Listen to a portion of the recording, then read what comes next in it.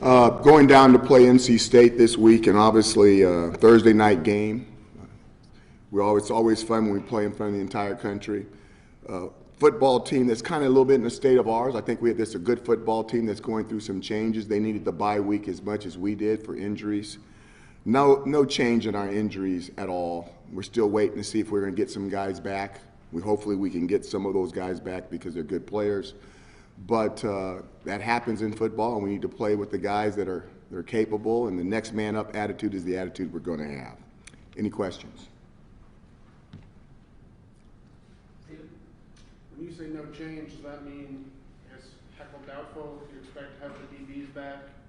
I'm not going to talk about any of those guys. I think it's going to probably stay the way everything's been.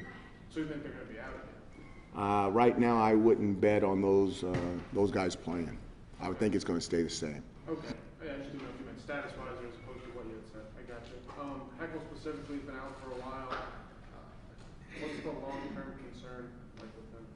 You have to talk to the medical people. I'm not going to talk about his business. Okay. Matt? This team obviously still has a lot of its goals ahead of it. And coming off this bye week, do you feel like it's almost kind of a new season, with this team, and knowing that, there's a whole lot more to gain here? I think the bye comes at a very interesting time, obviously, with the, we've got 5 games in the books. We're going to get another bye here, I think, after 3 or 4. I can't remember the breakup, how it comes. But they're coming at good times. And they're coming at a good time for the physical part of it, too. It's a long season. And last year, the beauty of it was we got hurt at the right positions where we had a lot of depth. We're getting hit in some areas that are really affecting our football team. But I think a lot of football teams across the country are going through the same thing. And this is where coaches need to adapt and players need to step up and continue to try to do the things that you need to do to achieve the goals that you set out when the season started. Mark, in the back. Hey, Coach. So Tom is listed on the depth chart at the start. We can presume Tommy DeVito is going to play that Thursday night? Yeah. We don't know the extent of whatever his injury was in that game a couple Saturdays ago, but I just wanted to talk to you about, it was 41-3 at that point, and just what was the reasoning to have him back in there for that series? He's our starting quarterback. Next question.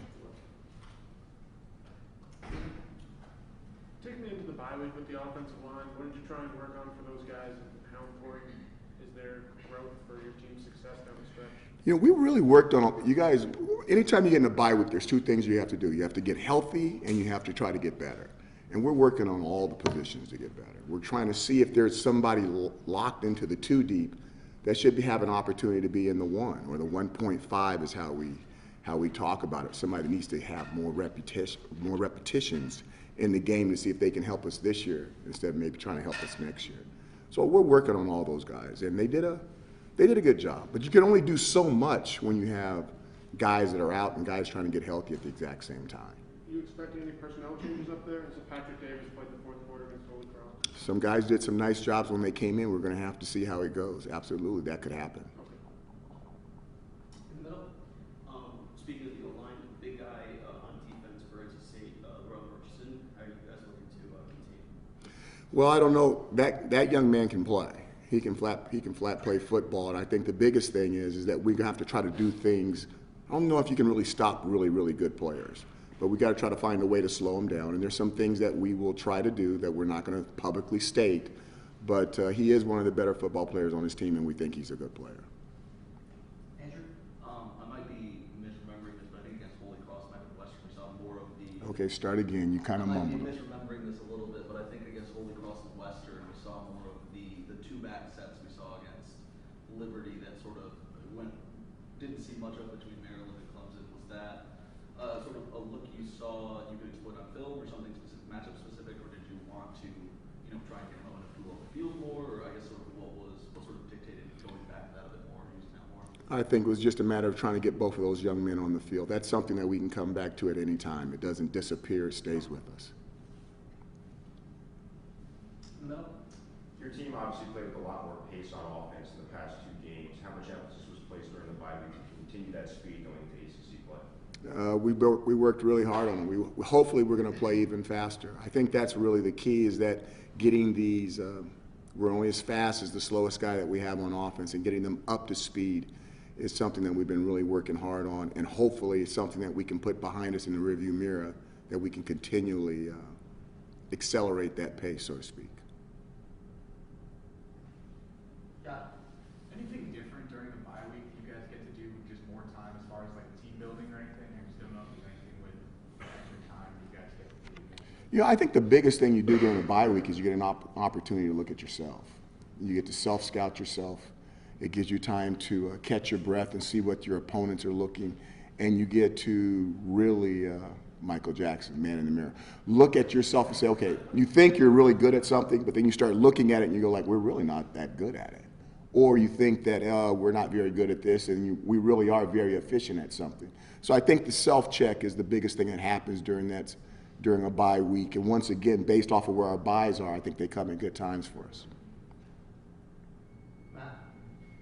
Dino, Tommy yesterday mentioned, going up against NC State's defensive coordinator, Tony Gibson, who was West Virginia's D coordinator last year. That's obviously a correlation there. Have you, looked back at that camp and roll tape and just how that defense operates? I think anytime that we play someone that's familiar with us, we've gone back and we've looked at it, and I'm sure that they've looked at it as well.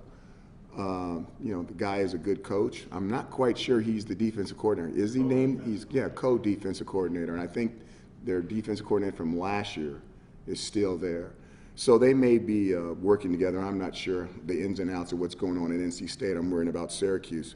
But the defense is very good. It has some Western Virginia type qualities to it. And, deciding whatever defense they decide to play, we're going to have to be ready for it. Eric. Coach, looking at the stats, team stats recently, I was surprised to see Eric Coley's fourth in team tackles. I'm just curious to what you see from him in terms of his development the past few years, as well as what is about him that makes him so productive? He's really grown as a player. When you look at his development, that's one of the things that you get a lot of pleasure as a coach. Not only his on-field development, but his physical development. He's changed his body physically, and if you've been around the program, like a lot of you guys have out here for a long period of time, to see him walk in as recruits. Some of you guys get the opportunity to know him as high school recruits, and then to see him 2 or 3 years down the road with the strength, nutrition, and the development that goes on with their bodies, it's kind of exciting. So he's one of those guys that we've watched grown up inside the family, and I'm excited for him and excited for his family. He's been doing some outstanding things. Stephen. What did you learn about Luke Benson through 5 weeks, and what does his speed do for you offensively? Luke is a guy that if you tell him to do something, he does it exactly the way you tell him to do it. And anytime you get someone like that, they have a chance. And obviously, we're watching him. Physically, he's not exactly where we want him to be yet, but he has some attributes that you might be able to use in a football game that can help you win. Do you see him as someone who could have a larger role down the stretch here? He's caught some football. He's made some plays. He's a guy that we're not afraid to get the ball to see how well he can do. Art. Coach, can you talk about what your philosophy is when it comes to Tommy and him being kind of the quarterback that has experience on the roster, and balancing protecting him versus, like you said, he's your starting quarterback you want out there. So how do you gauge that as the game goes on? Whether the score I'm not sure what question you're asking me. Well, let's say the score gets out of hand in your favor or against your favor. When do you feel like it's time to kind of protect him and save him for the next game or the rest of the season and get someone else in there? Do you ever think about that? I'm trying to, when we're out there and we're trying to win a football game, we're going to play our best players. When we feel the game is out of hand, all the players, all my stepsons are important, and you get them in and out of the game based off of that. What's the question? I guess the perception that Tommy is the quarterback that has experience on the roster, and if he does get hurt for the season, then it's going to be very difficult for the team to succeed. So how do you balance? Do you feel that same way, or do you not have that? I'm not sure what you're asking me. Do you feel like your starting quarterback needs to be protected more than anybody? I think all the players need to be protected. Okay. Time for one more question. Matt? Dino, the numbers tell us your team and NC State are very similar. I mean, do you see that when you look at them on tape, that these two teams are kind of at the same juncture at this point in the season? I do. Yeah, I think you look at I think the home field advantage is going to be big this year, and we've got to find a way to try to make up that advantage. You look at where they are. Probably we're in a better situation, maybe with our quarterback situation than they are. But when you add up their defense, they've got some high-quality defensive players. They've got some running backs that can make some plays. They're playing at home. They're a hard team to beat at home. I think that this is a really pivotal swing game for both programs, and I think it's going to be a highly contested football game. Thanks very much for your time, Coach. Thank you.